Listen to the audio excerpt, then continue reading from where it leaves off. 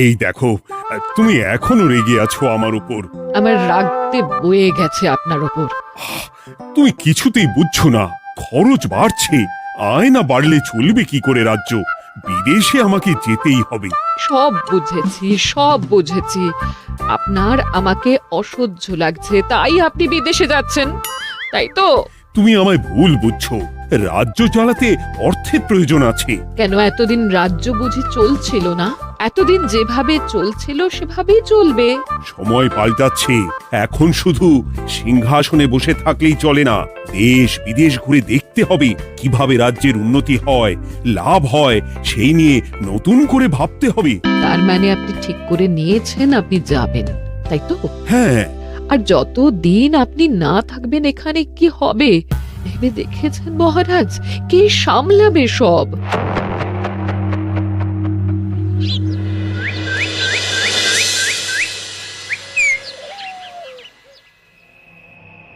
চিঠি?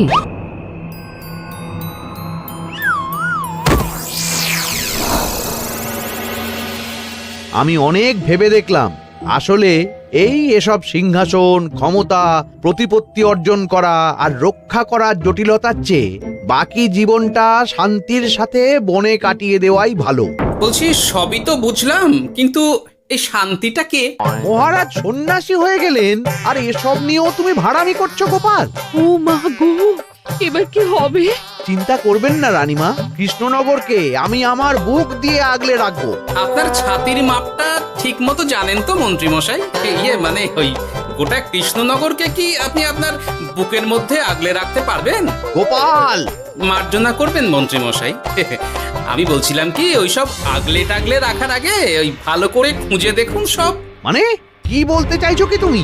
মহারাজকে খুঁজে বার করুন মন্ত্রী মশাই, লোক পাঠান। তিনি হয়তো এখনো বেশি দূর যেতে পারেননি।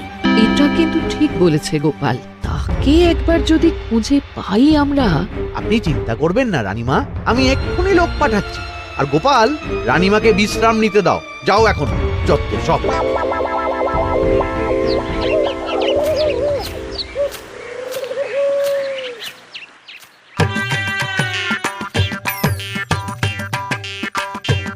কই গো, গেলে কই?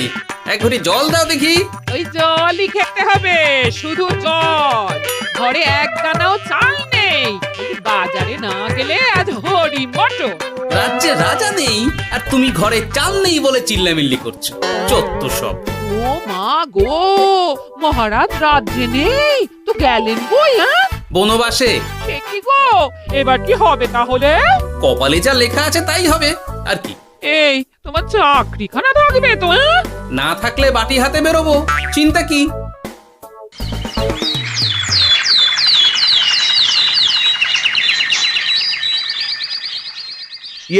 মহারাজ যখন নেই তখন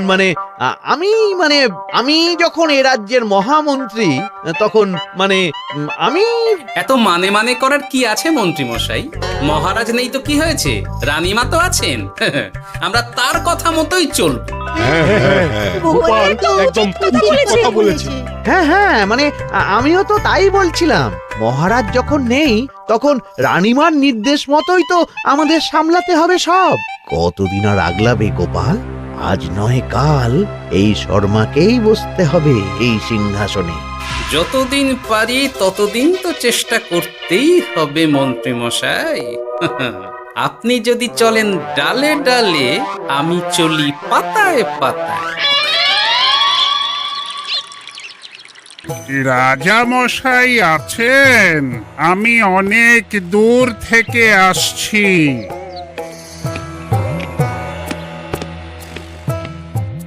মন্ত্রীমশাই, একজন সাধু এসেছেন রাজামশাইয়ের সঙ্গে দেখা করতে।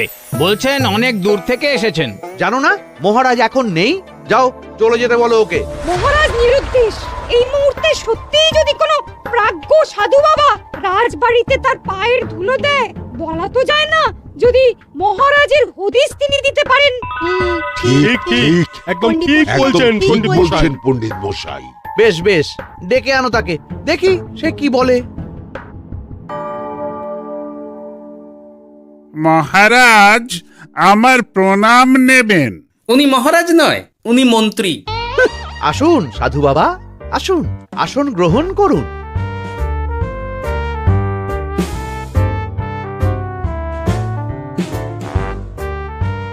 কি করলেন সাধু বাবা? এটা তো মহারাজের সিংহাসন। আপনার জন্য আমি অন্য আসনের ব্যবস্থা করে দিচ্ছি, আপনি বরং সেখানে বসুন। ওহ, রাজাই যখন নেই তখন তার সিংহাসনে বসতে ক্ষতি কি? আপনি কি করে জানলেন মহারাজ নেই? বুঝলি না, সাধু বাবা যে অন্তর্যামী গোপাল। এবার কি হবে? উনি যদি বলে দেন মহারাজ কোথায় আছেন, তাহলে তো আমার আর বাবা, পণ্ডিত মশাই, আগেই ওরকম হামলে পড়বেন না। আচ্ছা, আপনি যদি অন্তর্যামী হন, বলুন তো আমাদের রাজা মশাই কোথায় গেছেন? জবর জটা কালো চুলে দেনামা অতীত বলেন। বুম! মহারাজ বনবাসে গেছেন। এটা যখন বলেছেন সাধু বাবা, তাহলে মহারাজ এখন কোথায় আছেন সেটাও নিশ্চয়ই আপনি বলে দিতে পারবেন। গোপাল, সব বিষয়ে নাক গলিও না তো তুমি।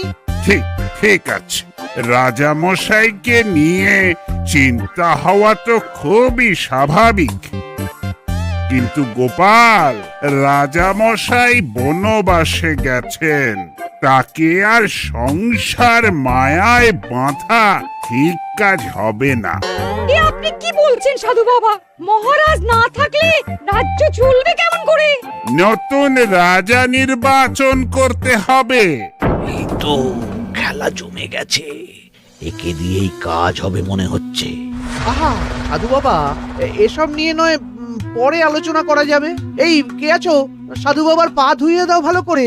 না, বিষয়টা ঠিক সুবিধের মনে হচ্ছে না। আহা মন্ত্রী, করেছ কি? আমি সাধু মানুষ, এত খেতে পারি কি? ও বললে হবে না সাধু বাবা, আপনার জন্য নিজে দাঁড়িয়ে থেকে মহারাজের খাস হালুই করকে দিয়ে রাঁধিয়েছি সব। দেখুন না একটু, অমৃত অমৃত। বেশ বেশ, এত করে বলছো যখন, বাহ বাহ, চমৎকার চমৎকার। আমি জানি তো যে এমন খাবার আপনি আগে কখনো খাননি। তা বটে বটে, ভেবেছিলাম কটা দিন বিশ্রাম নিয়ে চলে যাব। এখন দেখছি যা আদর আতিথেয়তা শুরু করেছ তোমরা, তাতে তো মাস কয়েক কাটিয়ে না গেলে আমারই লোকসান হবে। থাকুন না, থাকুন, যতদিন ইচ্ছা থাকুন।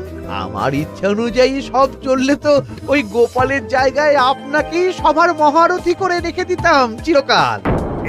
এসব কি বলছো মন্ত্রী? কেন, পরিকল্পনাটা মন্দ নাকি? আমি হব এই রাজ্যের নতুন রাজা, আর আপনি হবেন আমার রাজসভার প্রধান মহারথী। বটে, কাজটা খুব একটা কঠিন না। মহারাজ বনবাসে, আর আপনি নিজেই তো বললেন তাকে ফিরিয়ে আনাও ঠিক হবে না। তাহলে তা বলেছি, কিন্তু বাকি অন্যান্য সভাসদেরা আছে, তারা তো। আরে ছাড়ুন তো ওদের কথা। আকাশে হাত ছড়িয়ে আর একবার মন্ত্র পড়ে নেবেন, বলবেন এই রাজ্যের রাজা হওয়ার ক্ষমতা একমাত্র আমার মধ্যেই আছে। ব্যাস, সবাই মানতে বাধ্য। তারপর আমার একটা হিল্লে হয়ে গেলে আপনারটার ব্যবস্থাও আমি করে দেব, বুঝলেন? বুঝলাম, একেবারে জলের মতো পরিষ্কার। ব্যাস, কালই তাহলে কাজ শুরু করে দিন। বেশি দেরি করে তো লাভ নেই। বলা তো যায় না, মহারাজের যদি রানীমার জন্য মন কেমন করে, রাজ্যে ফিরে আসে, ওসব হওয়ার আগেই সেরে ফেলতে হবে সব কাজ। রাজা হওয়ার খুব তাড়া দেখছি তোমার মন্ত্রী। ওপরে ওঠার ইচ্ছা কার না থাকে বলুন তো সাধু বাবা? আর মাত্র কটা দিনের অপেক্ষা, ব্যাস, তারপরেই এই সিংহাসনের মালিক হব আমি। কৃষ্ণনগরের নতুন রাজা হব আমি। সমস্ত ধন দৌলত থাকবে আমার এই হাতের মুঠোয়। কি অত ভাবছেন মন্ত্রী মশাই একা একা? মানে কি ভাবছি তার কৈফিয়ত তো তোমায় দিতে হবে। হ্যাঁ, হিমা, ছি ছি ছি, আপনি কেন কৈফিয়ত দেবেন? আপনার মুখ দেখলেই তো বোঝা যাচ্ছে যে আপনি কি ভাবছেন। তাই বুঝি? তা বলো দেখি কি ভাবছি আমি। আপনি ভাবছেন ওই কৃষ্ণনগরের সিংহাসনের কথা। শুনে ফেললো নাকি সব? আপনি ভাবছেন আমাদের মহারাজের কথা, তাকে কিভাবে ফিরিয়ে আনা যায় সেই কথা, তাই না? মহারাজকে যে আর ফিরিয়ে আনা যাবে না,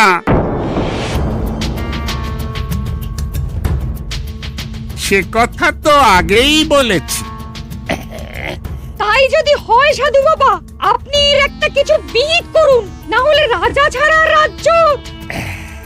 ঠিক বলেছ, রাজা রাজ্য, নুন ছাড়া তরকারি, আলো ছাড়া দিন, জল ছাড়া জীবনের মতো। তাই যত দ্রুত সম্ভব নতুন রাজা নিয়োগ করা দরকার। কিন্তু এ বিষয়ে সিদ্ধান্ত নেওয়ার আগে রানীমার সাথে কথা বলা জরুরি। তার চেয়েও জরুরি একটা কাজ আগে করা দরকার। কিসের কথা বলছেন মন্ত্রী মশাই? গোপালের বহিষ্কার। এ আপনি কি বলছেন মন্ত্রী মশাই? একে রাজা মশাই, তার মধ্যে গোপালের মতো বিচক্ষণ মানুষকে রাজসভা থেকে বহিষ্কার করলে তো রাজ্যেরই ক্ষতি। এটাই হচ্ছে সমস্যা। এই কক্ষে যার যেটা কাজ নয় সে সেটা নিয়ে বেশি চিন্তিত। তুমি বিজ্ঞানী, তুমি বিজ্ঞানে মন দাও, রাজকাজ আমার দায়িত্ব। তাহলে এরকম সিদ্ধান্ত নেওয়ার আগে সবার সাথে আলোচনা করা দরকার। কোনো দরকার নেই, আমি যা বলেছি তাই হবে। রাজ্যের ব্যয়ভার বাড়ছে, এই মুহূর্তে কোনো ভাঁড়কে অযথা বেতন দিয়ে পোষার কোনো মানে হয় না। তাই গোপালেরও কাল থেকে রাজসভায় আসার কোনো দরকার নেই। সবই আমি বুঝতে পারছি মন্ত্রী মশাই। বেশ, আপনি যখন বলছেন, এই আমার শেষ দিন রাজসভায়, চলি সবাই, ভালো থাকবেন।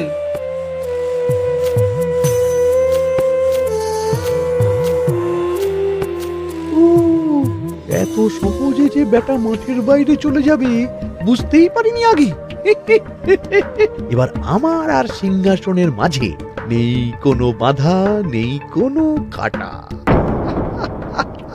তুমি চিন্তা করো না, আমি নিজে মন্ত্রীর সাথে কথা বলবো। না না রানীমা, সেসবের দরকার নেই। মহারাজ ছাড়া রাজবাড়ি শূন্য শূন্য লাগে, আমারও মন লাগছে না এখানে। বেশ, যা ভালো বোঝো তাই করো, তবে ডাকলে এসো কিন্তু। হ্যাঁ রানীমা, নিশ্চয়ই আসবো। এখন আমি চলি। যাক, এই কদিনে মাথাটা খেলানোর সময় পাওয়া যাবে একটু, না হলে কেমন যেন গুলিয়ে যাচ্ছে সব। কি যে বললো গোপাল দাদা, এই শেষ দুটো শাকের আটি নিয়েও দরদাম করবে তুমি? ওরে, আমি বেকার মানুষ, দরদাম না করে উপায় আছে আমার? হ্যাঁ শোনো শোনো শোনো, মহারাজ কৃষ্ণচন্দ্রের অবর্তমানে কৃষ্ণনগরে নতুন রাজা হিসেবে নির্বাচিত হবেন রাজ্যের মহামন্ত্রী। সেই শুভানুষ্ঠানে রাজবাড়িতে আমন্ত্রণ রইল। এসব কি হচ্ছে বলো তো গোপাল দাদা? ভেতরের খবর আছে নাকি কিছু? না গো ভাই, তুমিও যা জানো আমিও ততটুকুই জানি। ও গোপাল দাদা, ব্যাপার কি? এ সময় এখানে কি চাই? রানীমার জরুরি তলব, এখনই ওই রাজবাড়ি যেতে হবে তোমাকে। কিন্তু আমার যে বাজার হয়নি এখনো। আরে ওসব বাজার টাজার পরে হবে, তুমি এখন আমার সাথে চলো তো। মন্ত্রীকে আমি বিশ্বাস করেছিলাম, ও যে এইভাবে বিশ্বাসের সুযোগ নেবে আমি একদম বুঝতে পারিনি। আমাদের এক্ষুনি অন্যান্য সভাসদদের সাথে কথা বলা দরকার রানীমা। কারোর সাথে কথা বলার দরকার নেই রানীমা, আমি নিজেই চলে এসেছি আপনার সাথে কথা বলতে। এখানে কি জন্য এসেছো গোপাল? রানীমার কান ভাঙাতে? বাহ, আপনি সবার মাথা মুড়িয়ে সিংহাসন কবজা করতে পারেন, আর আমি রানীমাকে সেই সত্যি কথা জানাতে পারি না? হ্যাঁ? চুপ! ভুলে যেও না, আমি কৃষ্ণনগরের হবু রাজা। মুখ সামলে কথা বলবে আমার সাথে। এসব কি হচ্ছে মন্ত্রী মশাই? রাজা মশাই নেই, সেই সুবাদে এ কি শুরু করেছেন আপনি? আমায় আপনি ভুল বুঝবেন না রানীমা, আমার হয়ে যা বলার সাধু বাবাই আপনাকে বুঝিয়ে বলবে সব। উনি আর কি বোঝাবেন? কতদিন এসেছেন উনি, কি জানেন এই রাজ্যের বিষয়ে? সাধনা মা, সবই সাধনা। সাধনার জোর থাকলে সবকিছুই জানা যায়। ভূত ভবিষ্যৎ অতীত সব। সেই জোর থেকেই বলছি মা, মন্ত্রীর কপালে আমি জ্যোতি দেখতে পাচ্ছি। মন্ত্রী যদি রাজ্যের রাজা হয়, এ রাজ্যের উন্নতি কেউ ঠেকিয়ে রাখতে পারবে না। আপনাদের একটা কথাও বিশ্বাস করি না আমি, এসব আপনাদের ষড়যন্ত্র। এ আপনি ভুল করছেন রানীমা। যা হোক, যে কথা আমি বলতে এসেছি, রাজা যখন আমি হচ্ছি তখন তো আমাকে এই প্রাসাদেই থাকতে হবে, ফলে আমার স্ত্রীকেও এখানে এসেই থাকতে হবে। সে তো আর একা থাকতে পারবে না, তাই আপনি যদি এই ঘরটা ছেড়ে দিতেন। কিন্তু মন্ত্রীমশাই, তুমি কি বলছো মন্ত্রী? এখানে না থাকলে রানীমা থাকবেন কোথায়? আর আমি তো এমন কোন বিধান দিইনি যে রানীমাকে অন্যত্র পাঠাতে হবে।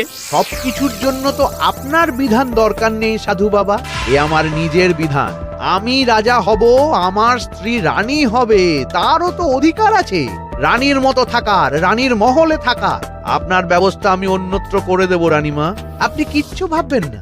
হাজার হোক আপনি আমাদের প্রাক্তন মহারাজের স্ত্রী বলে কথা। কি বলো গোপাল?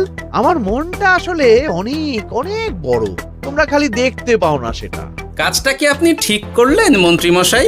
শোনো গোপাল, আমাকে ঠিক ভুল বোঝাতে এসো না তুমি, বরং কাল সময় মতো চলে এসো।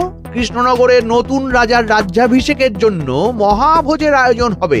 যতদিন পাচ্ছ খেয়ে নাও পেট ভরে।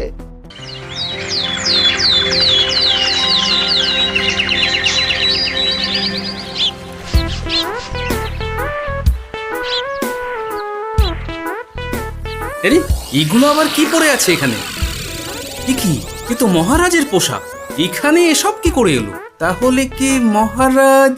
না না না, হিসেবটা কেমন যেন ওলট পালট হয়ে যাচ্ছে। সময় তো হয়ে গেল, নতুন মহারাজকে ডাকুন এবার। এসে গেছি, এসে গেছি।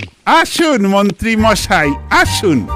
মুকুট নিয়ে দাঁড়িয়ে আছি আপনার মাথায় পরাবো বলে। সাধু বাবা, এবার মহারাজ বলা অভ্যাস করুন। মহারাজ। মহারাজের হদিশ পাওয়া গেছে মন্ত্রীমশাই, মহারাজের হদিশ পাওয়া গেছে। এই কি সর্বনাশে কথা! মহারাজের হদিশ পাওয়া গেছে মানে কোথায় মহারাজ? না না, মহারাজ না, মহারাজের পোশাক পরে আছে পুকুরের ধারে। আমার মনে হয় তিনি ওই পুকুরে ডুব দিয়ে নিরুদ্দেশ হয়ে গেছেন। ও তাই বলো? তা বেশ তো, প্রাক্তন রাজার জন্য না হয় কিছুক্ষণ নীরবতা পালন করে নেব আমরা, ব্যাস। এ আপনি কি বলছেন মন্ত্রী মশাই? মহারাজ সত্যি ওই পুকুরে ডুব দিয়েছেন কিনা সেটা তো তুলিয়ে দেখা দরকার একবার। সেসব হবে আমি রাজা হওয়ার পর। নিন সাধু বাবা, মুকুট পরান। কিন্তু মন্ত্রীমশাই, আরো একটা দুঃসংবাদ আছে যে। ও আবার কিসের দুঃসংবাদ? মহারাজ যে পুকুরে ডুব দিয়েছেন সেই কথা বলতেই রানীমা অজ্ঞান হয়ে গেছে। তুমি যে কি করো না গোপাল, শুভ সময়ে অশুভ একটা সংবাদ দিয়ে দিলে তো সব বরবাদ করে। এই কে আছো? গ্রেপ্তার করো গোপালকে। তার আগে তোমায় গ্রেপ্তার করা হবে। এত বড় সাহস তোমার? হবু রাজাকে গ্রেপ্তার করার কথা বলো তুমি? আজ তোমার একদিন কি আমার একদিন। কিসের হব রাজা? আমি কৃষ্ণনগরের আসল রাজা। হ্যাঁ, আমি। কি মহারাজ, আপনি? হ্যাঁ, আমি। অনেক দিন ধরে তো তোমার বাড়বাড়ন্ত দেখলাম, আজকে খেলা শেষ। কিন্তু গোপাল, রানী কোথায়? কেমন আছে সে? এক্ষুনি তার কাছে আমাকে নিয়ে চলো। রানীমা ভালোই আছে মহারাজ, কিচ্ছু হয়নি তার। কিন্তু তুমি যে বললে রানী অজ্ঞান হয়ে গেছে। এটুকু মিছে কথা না বললে যে আপনার লুকোচুরি খেলাটা এত সহজে শেষ হতো না মহারাজ। লুকোচুরি বটে, কিন্তু তুমি বুঝলে কি করে এত সব? প্রথম সন্দেহটা হলো যখন রানীমাকে অন্যত্র রাখার কথা বলতেই আপনি বিচলিত হয়ে উঠলেন, তখন। তারপর পুকুর পাড়ে আপনার পোশাক। ব্যাস এটুকুই, আর কিছু নয়। আর প্রথম দিন রাজসভায় এসেই সোজা সিংহাসনে চড়ে বসা, ব্যাস। একে একে 2 আর 2 2 4 করে ফেললাম। তারপর মনে হলো রানীমার প্রতি টান ফিরিয়ে আনতে পারে আপনাকে আপনার আসল রূপে। তাই এই মিছে কথা। অধমের অপরাধ মার্জনা করবেন মহারাজ। গোপাল, তোমার তুলনা নেই। কিন্তু মহারাজ, আপনি কেন এই ছদ্মবেশ নিয়েছিলেন তার আসল উদ্দেশ্যটা কিন্তু এখনো আমার কাছে পরিষ্কার হয়নি পুরোটা। আসলে আমি পরীক্ষা করছিলাম, বুঝলে? কিসের পরীক্ষা মহারাজ? যে আমার অনুপস্থিতিতে কে এই রাজ্য চালাবে তার পরীক্ষা। এবং আমি ঠিক করেছি যে কদিন ব্যবসার কাজে আমি বাইরে থাকব, ততদিন রানীর পরামর্শ মতো সমস্ত কিছু সামলাবে গোপাল। জয় মহারাজ কৃষ্ণচন্দ্রের জয়। আর আমি মহারাজ? তুমি থাকবে পেয়াদা। এ কি শুধু জল আর ভাত? আগেই বলেছিলাম বেশি বেরো না, রাজা হবেন। এখন খাও খাও, জল ভাত খাও। চেষ্টায় তুমিও আমাকে ভুল বুঝলে গিন্নি।